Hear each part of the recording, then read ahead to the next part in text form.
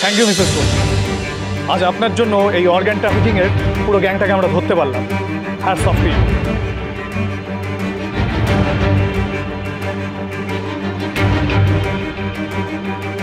Constable, constable,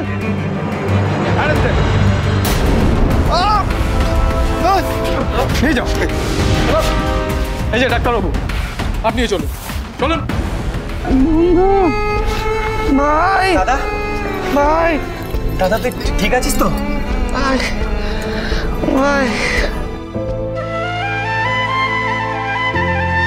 বন্ধু বন্ধু বন্ধু, এই তো আমি, এই তো। মা, মা,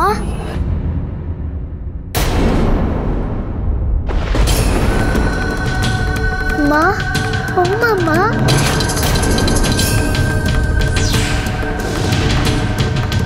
ও মামা,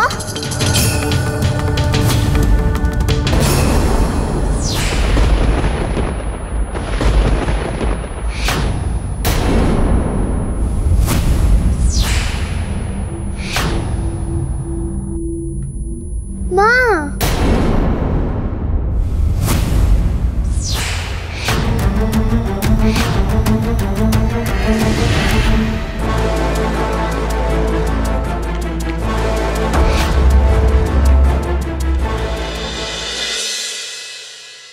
এই মুহূর্তের বিশেষ খবর, শহরে অর্গান ট্রাফিকিং এর একটি বিরাট চক্র চলছিল।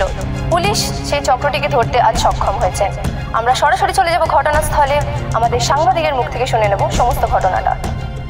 Sir sir sir sir sir sir, আপনারা অর্গান ট্রাফিকিং এর এত বড় র্যাকেটটাকে আজকে ধরেছেন, কিভাবে এটা সম্ভব হলো? কিভাবে এটা করলেন? এত বড় গ্যাংটাকে ধরলেন? দেখুন, এই পুরো বিষয়টা all credit goes to Mrs Aishani Ghosh.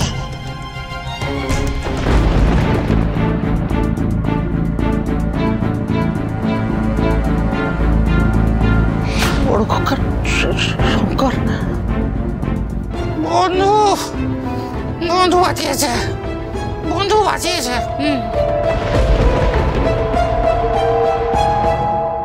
মেজবউ না থাকলে তো আমরা কেউ বাঁচতাম না গো। মহেশ্বরী, মহেশ্বরী, দিবাকর, সেজ বৌমা, শিগগিরই এসো, শিগগিরই এসো তোমরা। ও ওই দেখ, ওই দেখ, ওই দেখো গো, মেজ বৌমাকে দেখাচ্ছে টিভিতে, ওই দেখো। আজকে মিসেস ঘোষ নিজের জীবন বিপন্ন করে শুধুমাত্র নিজের পরিবারের 3 জনকে বাঁচিয়েছেন তাই নয়, আমার বন্ধু আমাকে বাঁচিয়েছে। আমার বন্ধু। রাইট। মিসেস ঐশানী ঘোষের জন্যই আজ প্রভাকর বাবুর প্রাণ বেঁচেছে। আর একটু যদি দেরি হতো তাহলে ওনার 2টো কিডনি হয়তো পাচার করে দিত ওই গ্যাংটা। আমরা হয়তো ওনাকে বাঁচাতেও পারতাম না।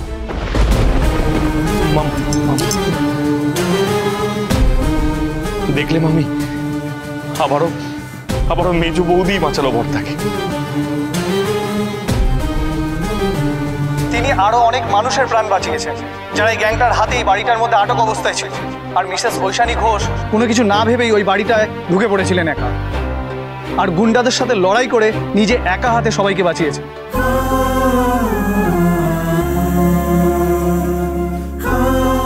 এদের মতো ডেঞ্জারাস ক্রিমিনালদের হাতে ওনার প্রাণ সংশয় হতে পারে। আজ ঐশানী দেবীর জন্য এই ধরনের গ্যাংটা ধরা পড়লো, যারা মানুষের শরীরের বিভিন্ন ধরনের অঙ্গ প্রত্যঙ্গ অপারেশন করে পাচার করে। এদের মাথাও ধরা পড়েছে। এই গোটা গ্যাংটাকে ধরে ঐশানী দেবী যে আজ এবং আগামী দিনের কত মানুষকে যে রক্ষা করেছে সেটা বলার কথা নয়। ঐশানী দেবীর এই নির্ভীক মনোভাব সমাজের প্রত্যেকটা মেয়েদের কাছে সাহসিকতার নিদর্শন হয়ে থাকবে। বাপ রে, কি সাংঘাতিক ব্যাপার! মেজবৌদি একা এতগুলো গুন্ডাকে মারলো, বর্তাদের বাঁচালো। সাব্বাস মেজবৌদি, সাব্বাস।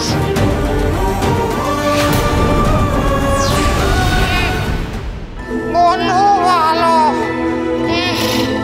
বন্ধু ভালো।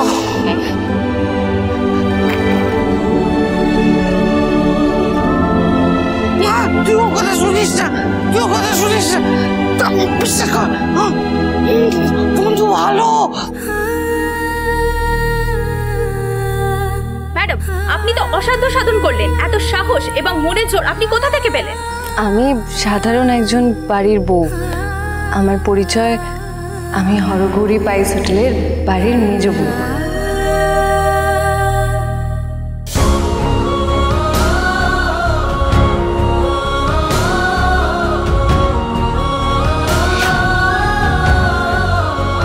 আচ্ছা, আপনি তো একজন রিপোর্টার, আজকে এখানে ছুটে এসেছেন রিপোর্টিং করতে। আরো অনেক বিপজ্জনক জায়গায় যান, আপনাকে কে সাহস যোগায়? আমার মা বাবা। আমার ক্ষেত্রে আমার মা বাবার শিক্ষা, আমার মা বাবার থেকে পাওয়ার সাহসটা তো আমার মনের মধ্যে আছে, কিন্তু আমি তো অনেক বছর আগে আমার মা বাবাকে হারিয়েছি। তাই আজও আমার মধ্যে যারা সাহসটাকে বাঁচিয়ে রেখেছে, যারা আমার জীবনে হাজার বিপদ থাকলে তার মুখোমুখি দাঁড়ানোর সাহস যোগায়, তাদের মধ্যে একজন অবশ্যই আমার স্বামী শঙ্কর ঘোষ।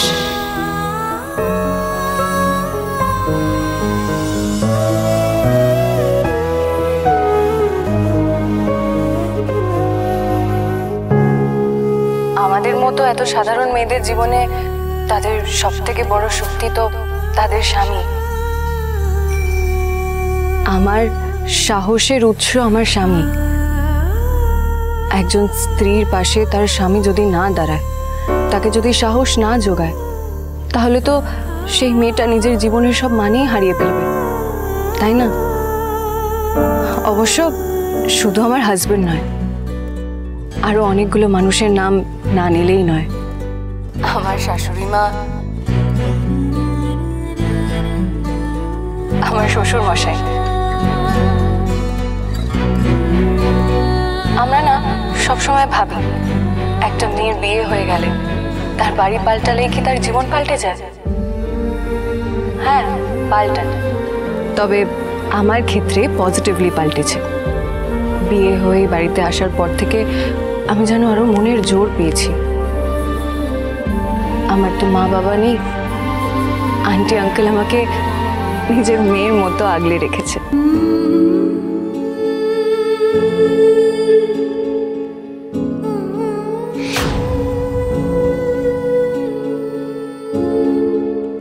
একদিকে আন্টিকে পেয়ে আমি যেমন আমার মাকে ফিরে পেয়েছি, সেরকমই আঙ্কেল আমাকে কোনোদিনও বাবার অভাবটা বুঝতে দেয়নি। আন্টি আমাকে সংসারের ঠিক ভুল বিচার করার নতুন দৃষ্টি দেখিয়েছেন। সংসারের সব যুদ্ধে আমাকে সাহস জুগিয়েছে। আন্টি না ভালোবেসে আমাকে স্মার্ট মেয়ে বলে ডাকে।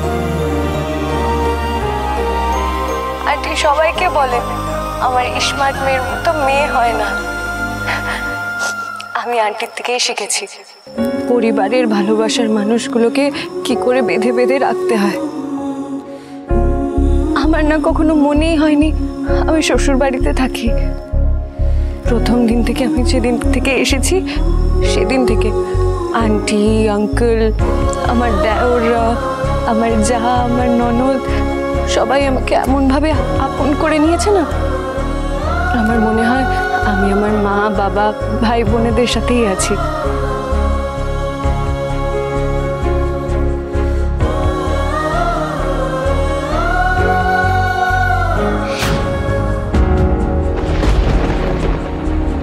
আমি জানতাম না এই বাড়িতে অর্গান পাচারের চক্র আছে। আমি এটাও জানতাম না যে এই বাড়িতে আরো অনেক মানুষকে আটকে রাখা হয়েছে।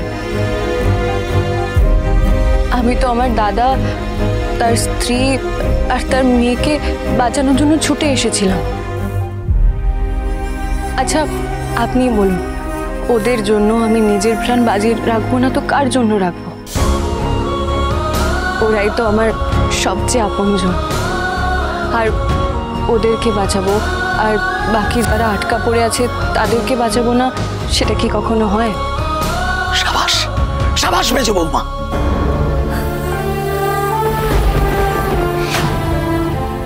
আচ্ছা ধরুন আপনি একটা অ্যাক্সিডেন্টের স্পটে গেছেন রিপোর্টিং করতে। আর সেখানে দেখলেন অনেক মানুষ মৃত্যুর সাথে লড়াই করছে। আপনি কি করবেন? আপনি সাহায্যের হাত বাড়িয়ে দেবেন না? নিশ্চয়ই। আমিও ঠিক সেটাই করেছি। কোনো মানুষ বিপদে পড়েছে আর আমি তাকে বাঁচাতে যাব না, এটা কখনো হতে পারে? আমি আন্টির কাছ থেকেই শিখেছি, শুধু নিজের বাড়ির, নিজের পরিবারের কথা ভাবলে হবে না। আশেপাশের মানুষ যদি বিপদে পড়ে তাহলে তাদেরকেও সাহায্য করতে হবে, সবার ভালোটা ভাবতে হবে। সেটাই আমি আন্টির থেকে শিখেছি, আমার পরিবারের থেকে শিখেছি।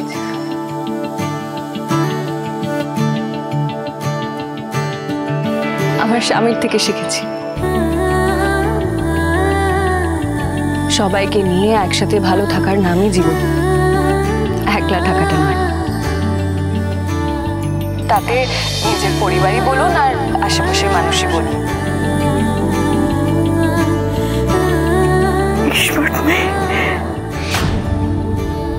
তুমি বাড়ি ফিরে এসো,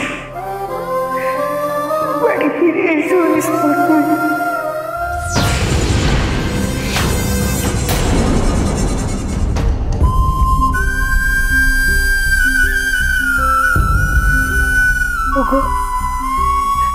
আমি পাপ করেছি, পাপ করেছি আমি। আমার ঘরের লক্ষ্মী আমার চৌকাঠ ডিঙিয়ে চলে গেল চোখের জল ফেলতে ফেলতে, আর আমি একবারও বাধা দিলাম না। সেই জন্যেই আমার এই সংসার আজ লক্ষ্মী ছাড়া। আর আমার শঙ্কর, অত ভালো ছেলেটার সঙ্গে আমি এরকম অবিচার করলাম। আমি কিন্তু তোমাকে বোঝানোর চেষ্টা করেছিলাম মহেশ্বরী, তুমি আমার কথা শোনোনি। আমার মতিভ্রম হয়েছিল, আমার মাথা ঠিক ছিল না। মহেশ্বরী, মেজ বৌমা আমাদের সংসারের গর্ব। দেখো, তাকে টিভিতে দেখে সবাই ধন্য ধন্য করছে। আর সত্যি তো, কজন পারে বলো তো আজকের দিনে নিজের জীবন তুচ্ছ রেখে নিজের জীবনকে বিপন্ন করে অন্যের জীবন বাঁচাতে? হ্যাঁ, সবাই তো শুধু আজকালকার দিনে নিজের পিঠ বাঁচাতেই ব্যস্ত। আমি কোনো মহান কাজ করি, বিশ্বাস করুন। ওই গুন্ডাদের মধ্যে পড়ে আমার কি ভয় করেনি? করেছে, কিন্তু আমি আমার মনের সমস্ত জোরটাকে এক করেছি, আমার মনের ভয়টাকে জয় করেছি। আর মনে মনে বলেছি, আন্টি, আমি তোমার ছেলের কোনো ক্ষতি হতে দেব না। তাতে যদি আমাকে মরতে হয় তাহলে মরব।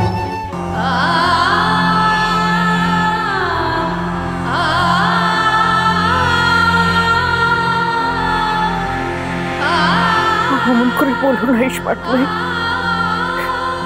তুমি যে আবার আমার বড় খোকাকে বাঁচালে। আমার খুব ইচ্ছে করছে স্মার্ট মেয়েকে বুকে জড়িয়ে ধরতে। ও কি কখনো ওকে ক্ষমা করতে পারবে গো? না না, পারবে না। কি করে পারবে? ও আর কোনোদিন আমার কাছে ফিরে আসবে না। না মহেশ্বরী, এই চিনলে তুমি তোমার স্মার্ট মেয়েকে? মহেশ্বরী, তোমার স্মার্ট মেয়ে আর 5 জনের মেয়ের মতন নয় যে বসা করে বসে থাকবে। আমাদের মেজ বৌমার মনের মধ্যে কোনো ভান নেই, কোনো বনিতা নেই। তো তুমি একবার ওকে ডাকলে, তুমি যেই ওকে ডাকবে দেখবে তোমার কাছে ছুটে এসে হাওয়া করে জড়িয়ে ধরে তোমাকে টানছে। মহেশ্বরী, আমি জানি ওর এই বাড়ি থেকে চলে যাওয়াতে তুমি যতটা কষ্ট পেয়েছো, আমাদের মেজ বৌমা তার চেয়ে কিছু কম কষ্ট পাইনি। আমি হলপ করে বলতে পারি। তুমি একটা ফোন করো একটা, দেখবে মনের মধ্যে জমে থাকা সমস্ত অভিমানের মেঘ কেটে যাবে। একটা ফোন করো।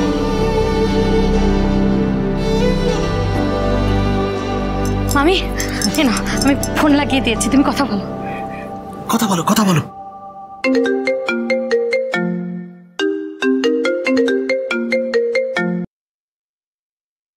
এক সেকেন্ড।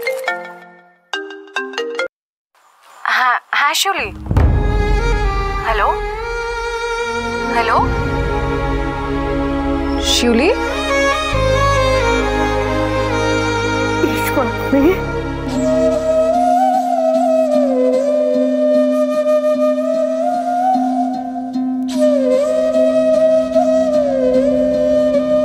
আন্টি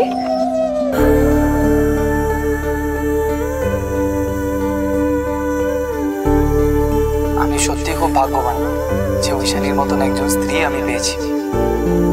সত্যি বলতে কি ওই ঐশানী বললো না যে আমাদের পরিবারের লোকেরাই আমাদের শক্তি, একদম ঠিক কথা বলেছে। আমার বাবা মা দাদা ভাই বোন ভাই স্ত্রীরা ওরা সবাই আমাদের এত ভালোবাসে না যে ওদের এই ভালোবাসাই আমাদের লড়াই করার সাহস যোগায়। আন্টি, তোমার ইস্পাত মেয়ে যে এতদিন অপেক্ষা করেছিল, কবে তুমি একবার আমাকে ফোন করবে, আমায় একবার ইস্পাত মেয়ে বলে ডাকবে? আমি যে তোমার কাছে ক্ষমা চাইবো সে মুখ তো আমার নেই গো ইস্পাত মেয়ে।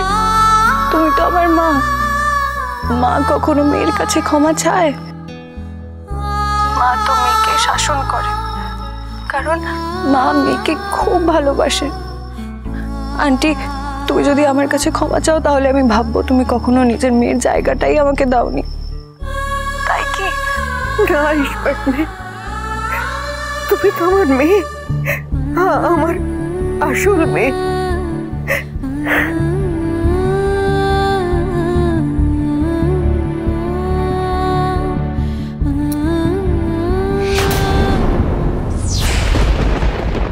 তোমার জন্য গর্বে আমার বুক ভরে যাচ্ছে।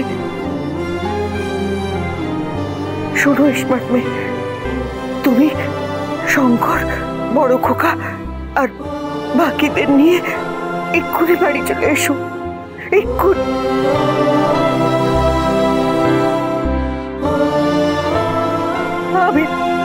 আমি তোমাদের পথ চেয়ে বসে আছি মা, চলে এসো।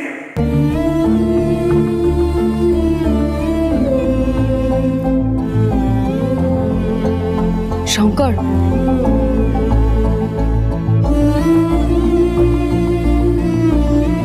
আন্টি ফোন করে আমাদের বাড়ি ফিরতে বলছে।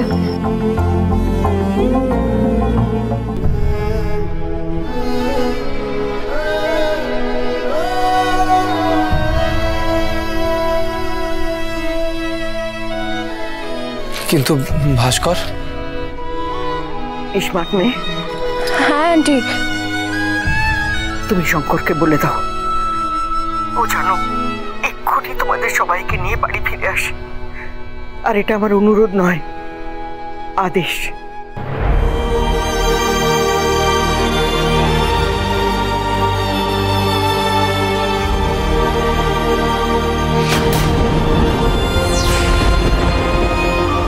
শঙ্কর আজ অব্দি আমার কোনো আদেশ অমান্য করেনি, এটাও যেন না করে।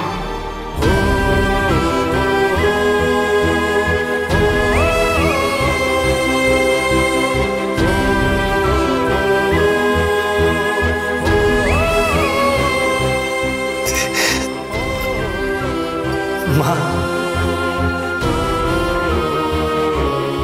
শোন শঙ্কর, আমাকে যেন দ্বিতীয়বার বাড়ি ফেরার কথা না বলতে হয়।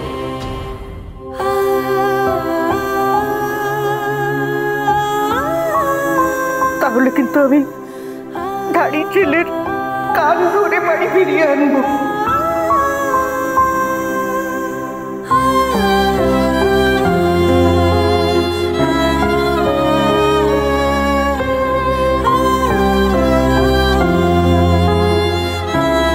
বন্ধু, মা ফোন করেছে, আমরা বাড়ি যাব।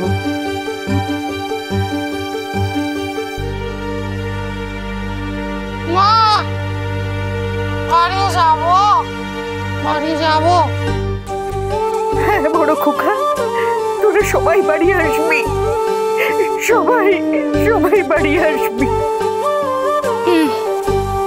মাছের মুড়ো খাবো, মাছের।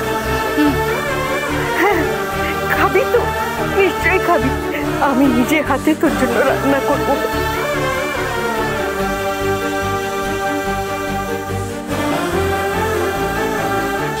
আজ তোরা ফিরে এলে আমরা সবাই মিলে একসঙ্গে বসে খাবো, কেমন? শোন বড় কাকা, তুই তুই তোর ভাই, বন্ধু আর সবাইকে নিয়ে তাড়াতাড়ি বাড়ি ফিরে আয় তো।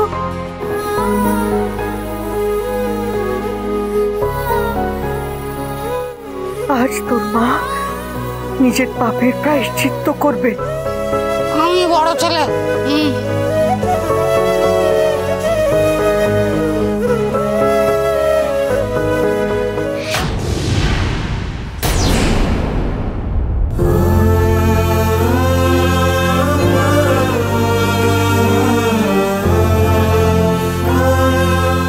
হ্যাঁ মা, আসছি আমরা সবাই আসছি।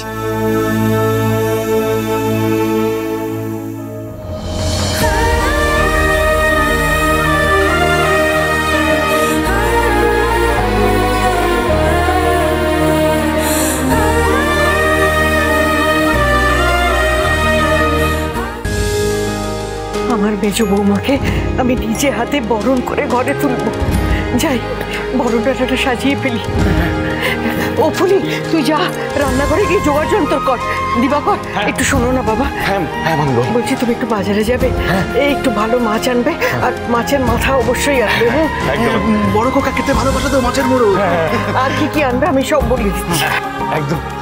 আজ আমি নিজে হাতে ওদের সকলের জন্য রান্না করব। আর বাজার থেকে আর কি কি আনতে হবে আমি তোমায় বলে দিচ্ছি। মা, বলছিলাম সব পরে শুনবো।